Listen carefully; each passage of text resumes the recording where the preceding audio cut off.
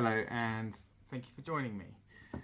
We've recently been working with a number of different companies from very different industries on various projects, and I've noticed that there is one clear theme.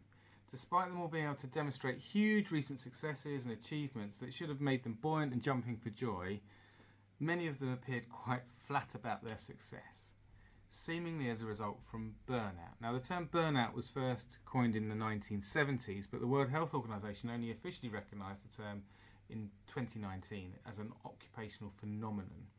They define the term as a syndrome resulting from chronic workplace stress that has not been successfully managed.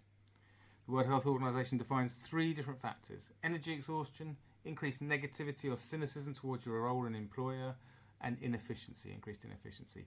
The recruitment site Glassdoor have been tracking the use of the word burnout in their employee reviews on their site. And according to the Glassdoor's recent report, I think it came out last week, workplace exhaustion began surging during the pandemic and has only continued to climb. Posts citing burnout on Glassdoor have increased 44% between 2019 and 2024 and are now at a record high.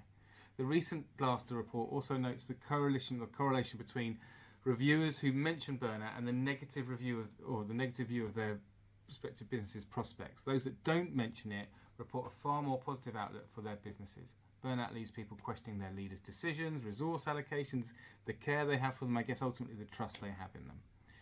That definition by the World Health Organization talks about chronic workplace stress that has not been managed. So what can you do to reduce burnout?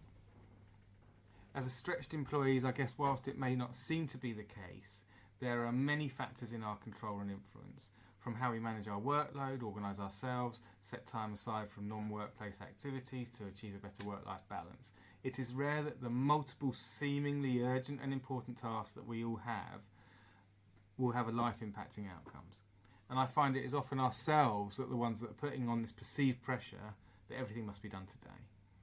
We can ask for support, we can communicate timelines and challenges more effectively, even saying no sometimes. We can raise our own awareness for our relationship with stress, recognising our stress triggers and responses. And then there's all the other stuff around diet, alcohol, exercise and sleep that we all need to take more notice of, or certainly I do. I've seen the impact of burnout on those who just continue to soldier on and don't change their approach when the signs are there. And it can be hugely impacting. For me, it starts with being in tune with yourself, recognising the signs, and then taking steps to address the problem. Thank you for listening. Take care of yourselves and have a good weekend.